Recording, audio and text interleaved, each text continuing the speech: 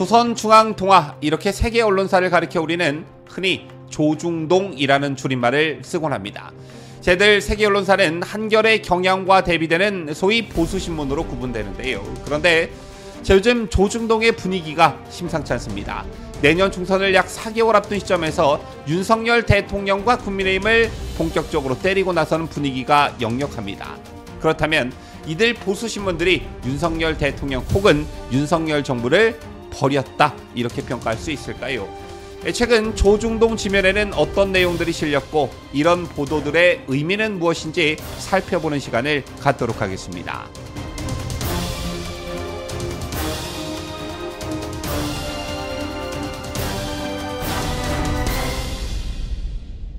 시청자 여러분 안녕하십니까? 뉴스데일리 베스트 민앵커입니다. 여러분 잘 아시다시피 조중동이란 줄임말은 한국의 대표적인 대형 보수 언론사들인 조선일보, 중앙일보, 동아일보를 통틀어 일컫는 말입니다. 조중동이란 말의 유래를 찾아보면 정연주 전 KBS 사장이 한겨레 재직 시절 이들 언론을 비판하는 칼럼을 쓰면서 만든 용어라고 합니다. 경우에 따라서는 문화일보를 포함해 조중동문이라고 부르기도 하지만 같은 보수 언론이라고 해도 문화일보는 조중동에 비해서 체급이 많이 떨어지기 때문에 잘 쓰이는 그런 용어는 아니지요. 한편 중앙일보가 이슈에 따라서 상대적으로 진보적인 논조를 보일 때는 중앙일보를 빼고 조동이라고 불리기도 했고, 동아일보가 상대적으로 덜 보수적으로 보일 때는 동아일보를 빼고 조중이라고 불리기도 합니다. 저기에 보수 논조 성향을 보이는 경제신문인 매일경제신문이나 한국경제신문 등의 경제신문지까지 포함하게 되면 조중동, 매경한경이라고 묶어서 종종 지칭되기도 하고요.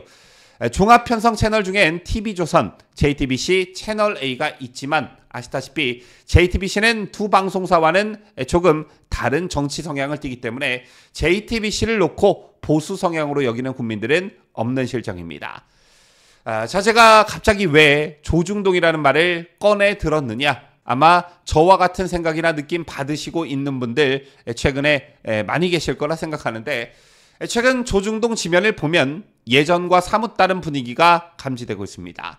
내년 총선을 앞두고 조중동이 윤석열 대통령을 본격적으로 때리기 시작했다, 이런 분위기가 역력하다라는 것인데요. 물론 유튜브 등 신종 미디어가 많이 발달하고 그 영향력이 확대되기는 했지만 여전히 조중동이 보수파 진영에 미치는 영향력은 막대하다 이렇게 볼 수 있습니다.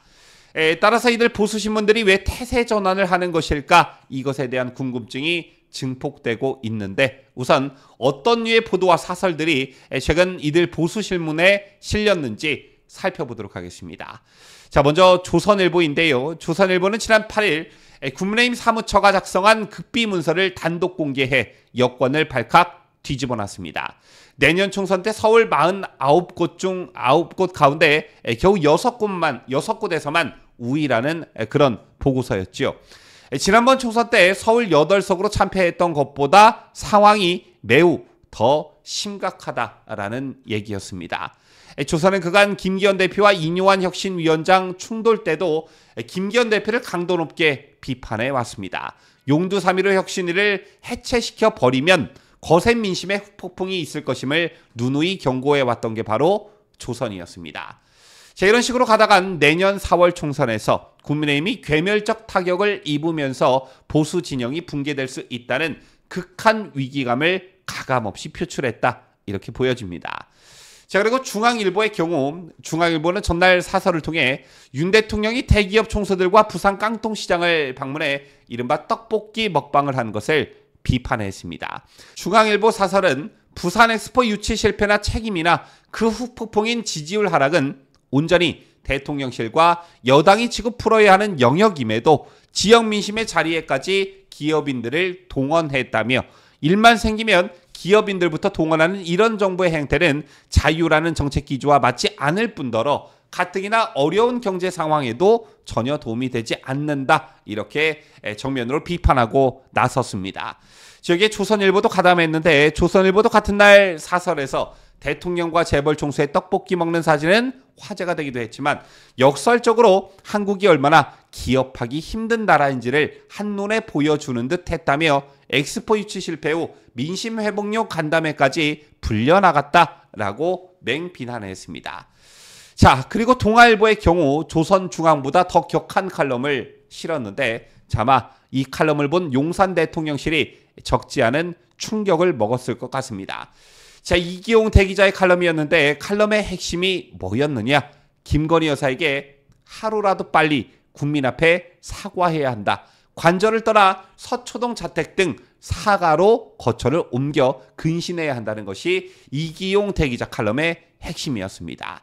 자, 이게 얼마나 충격적인 칼럼이었냐면 진보좌파 언론이 아닌 보수 언론 매체가 사실상 현직 대통령에게 이혼에 준하는 결단을 촉구하고 나선 것은 한국 언론사상 초유의 일이라고 할 수 있습니다. 실제 세계사적으로도 현직 대통령이 이혼한 것은 1994년 대통령에 취임한 넬슨 만델라가 2년 뒤 뇌물과 횡령 등의 혐의를 받고 있던 위니 만델라와 이혼한 사례를 꼽을 수 있을 정도로 매우 드물다 이렇게 볼 수 있는데요. 위니 만델라는 만델라가 27년간 옥살이를 할 때 그를 대신해 격렬한 투쟁을 해온 동지이기도 했습니다. 동아일보 이기용 대기자도 이런 점을 모르지 않았을 텐데 또 이 칼럼이 얼마만큼의 파장을 불러올지 모르지 않았을 텐데 이런 파격적인 칼럼을 쓰고 동아일보는 이를 인터넷 홈페이지 상단에 걸어놓기까지 했습니다. 자, 종합하자면 윤석열 정부 취임 후 지금까지 조중동이 보여왔던 논조와는 다르게 최근 들어 급격히 윤석열 대통령을 또는 윤석열 정부를 또는 국민의힘을 맹비난하는 기류가 역력하다 이런 것인데요. 제 정가 일각에선 조중동의 이 같은 태세 전환을 두고 이미 레임덕이 시작된 것 아니냐는 말까지 흘러나오고 있습니다.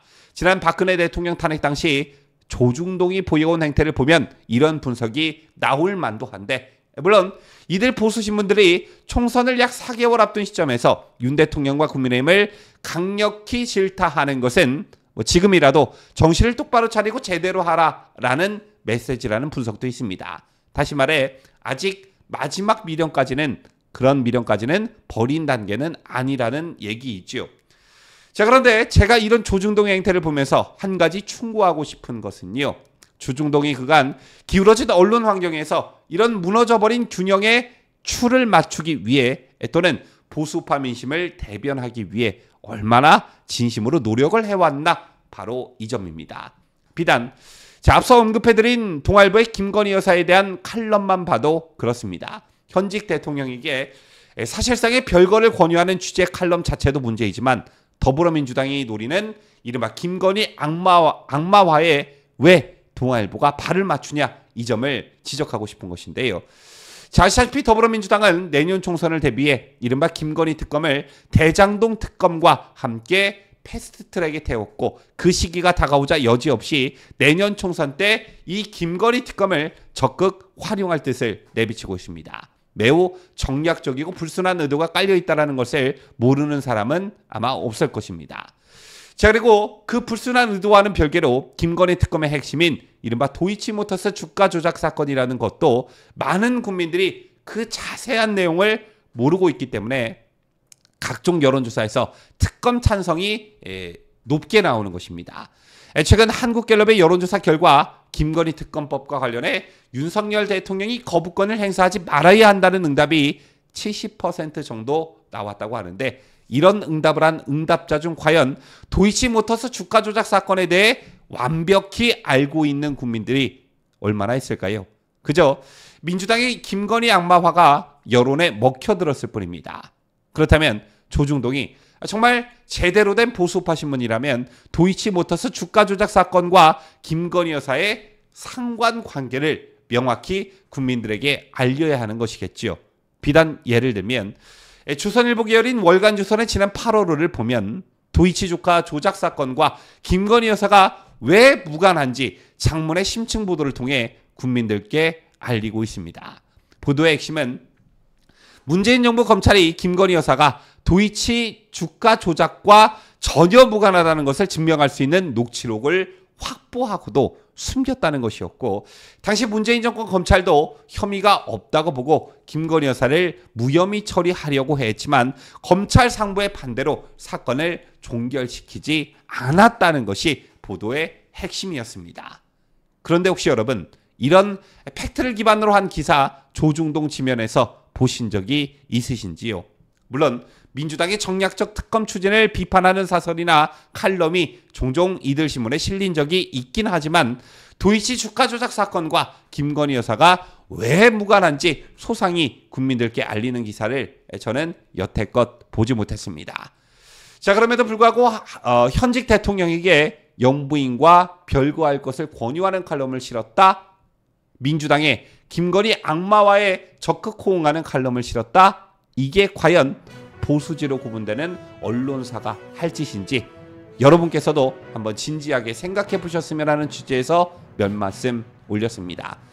지금까지 저는 자유대한민국을 수호하는 뉴스데일리 베스트 민앵커였습니다.